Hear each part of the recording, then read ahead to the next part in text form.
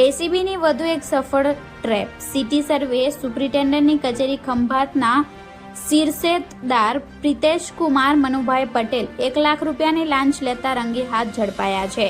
બનાવ એ પ્રકારનો છે કે ફરિયાદીના મિત્રએ ખંભાત નગરપાલિકા હસ્તકની સરકારી જમીન ખરીદવા માટે કલેક્ટર કચેરી આણંદ ઓનલાઈન અરજી કરી હતી. જે પ્રક્રિયા સંદર્ભે કલેક્ટર કચેરી આણંદ દ્વારા અરજીમાં જણાવેલ જમીનની રેકોર્ડની ચકાસણી કરીને અભિપ્રાય સાથે દરખાસ્ત કરવા સિટી સર્વે સુપ્રિન્ટેન્ડન્ટ કચેરી ખંભાતને સૂચન કરી હતી. જેને લઈ હકારાત્મક અભિપ્રાય આપવા માટે પ્રિતેશ કુમારે 1 લાખની લાંચની માંગણી કરી હતી.